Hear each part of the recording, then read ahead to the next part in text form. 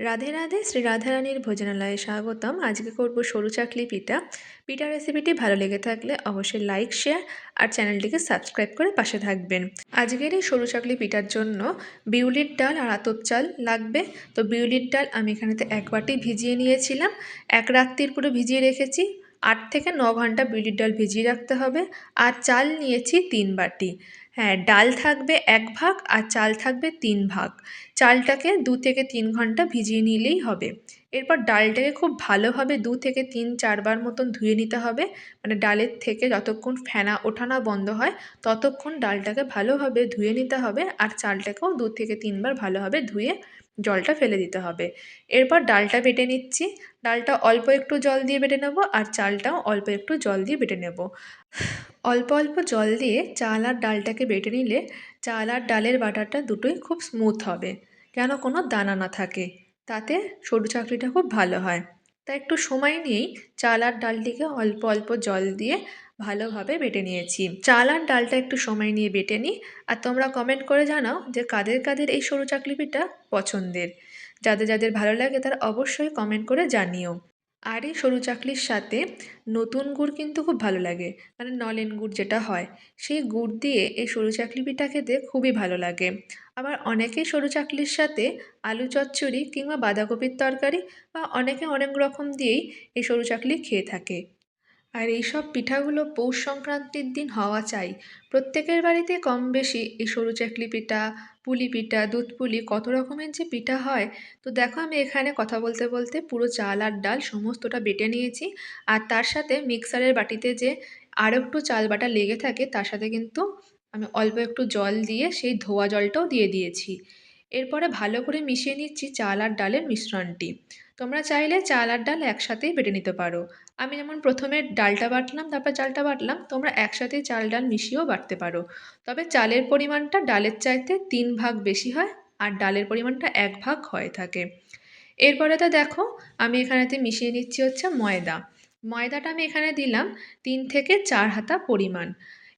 ময়দাটা দিলে এর বাইন্ডিংটা খুব ভালো হয়, আর চাটুর মধ্যে লেগে যায় না, বা তাওয়া, কড়া যেটার মধ্যেই করো না কেন সেই পাত্রের মধ্যে লেগে যায় না, খুব সহজে উঠে আসে আর ভালোও হয়।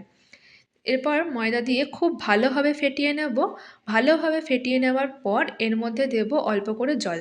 তার আগে খুব ভালোভাবে ফেটিয়ে নিতে হবে যেন কোনো রকম দলা না পাকিয়ে থাকে। তো খুব ভালোভাবে ফেটিয়ে নিয়েছি। এখনও কিন্তু ব্যাটারটা অনেক ঘন আছে। এই ঘন ব্যাটারটিকে পাতলা করব একটু জল দিয়ে। তো এখানে এবার দেখো দিয়ে দিচ্ছি পরিমাণ মতন জল। মোটামুটি এখানেতে 1 কাপ মতন জল দিয়ে দিয়েছি। তোমরা যখন ব্যাটার গুলবে তখনই বুঝতে পারবে ব্যাটারটা কতটা ঘন হয়েছে। তখন সেই মাপ বুঝে একটু 1 কাপ মতন জল দিয়ে দিতে হবে। সরু চাকলির ব্যাটারটা বেশ পাতলা হয়, তাতে সরু চাকলিগুলো খুব ভালো হয়, একদম কাগজের মতন পাতলা পাতলা খুব সুন্দর হয়ে থাকে। এরপর দেখো দিয়ে দিচ্ছি স্বাদ মতন লবণ। স্বাদ মতন লবণ দিয়ে ওটাও খুব ভালো করে মিশিয়ে নিচ্ছি। আর ব্যাটার কিন্তু রেডি হয়ে গেছে, এইরকম পাতলা, এইরকমই ব্যাটারটা রেডি হবে। আর আমি যে জলটা মিশিয়েছি সেই জলটা কিন্তু নর্মাল টেম্পারেচার, এমনি জলই মিশিয়েছি, কোনো গরম জল নয়। এরপরেতে যে প্যানের মধ্যে করব সেই প্যানটাকে না প্রথমে খুব ভালো করে গরম করে নিতে হবে। সেটা রুটির যে তাওয়া হয়, যে লোহার চাটু হয়, যে কোনো পাত্রই করো না কেন সেই পাত্রটাকে প্রথমে খুব ভালো করে গরম করে নেব। আর ননস্টিকে করলে খুব একটা অসুবিধা হয় না, কিন্তু লোহার তাওয়া বা রুটি করি যে চাটু সেগুলোতে করলে প্রথমে একটু লেগে যায়। কিন্তু সে তাওয়াগুলোকে প্রথমে ভালো করে গরম করে নিয়ে সুতির একটা ভিজে কাপড় দিয়ে ভালোভাবে মুছে নিতে হবে। আর মুছে নেওয়ার পর গ্যাসের ফ্লেমটাকে একদম লোয়ে রেখে দিতে হবে। আর তারপর তেল ব্রাশ করে তারপর 1 হাতা মতন বা পরিমাণ মতন এই ব্যাটারটি দিয়ে দিতে হবে। পাত্রটিকে খুব ভালোভাবে গরম না করলে যেমন খুব সহজেই সরু চাকলি উঠে আসবে না, আবার খুব বেশি গরম হয়ে গেলে যখন ব্যাটারটি দেওয়া হয় তখন এই রাউন্ড রাউন্ড করে ঘোরাতে গেলে চাটুর মধ্যে আটকে যায়। তাই কী করতে হবে, তাওয়াটিকে প্রথমে খুব ভালো করে গরম করে নিতে হবে। খুব গরম করে নেওয়ার পরে গ্যাসের ফ্লেমটা কমিয়ে দিতে পারো, কিংবা গ্যাসের ফ্লেমটা 2 থেকে 3 মিনিটের জন্য একটু বন্ধ করে দিতেও পারো।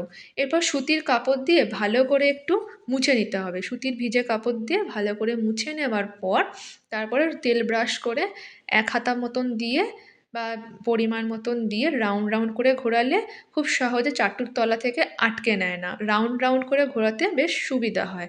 আর ননস্টিকে করলে অতবার ভিজে কাপড় দিয়ে মুছতে হয় না। তবে গ্যাসের ফ্লেম কিন্তু একদম কমানো থাকে। ফার্স্ট থেকে লাস্ট অবধি এই সরু চাকলি করতে গেলে আমি একদম লো ফ্লেমে করি। এতে নিচ থেকে আটকে নেয় না, খুব সহজে উঠে আসে।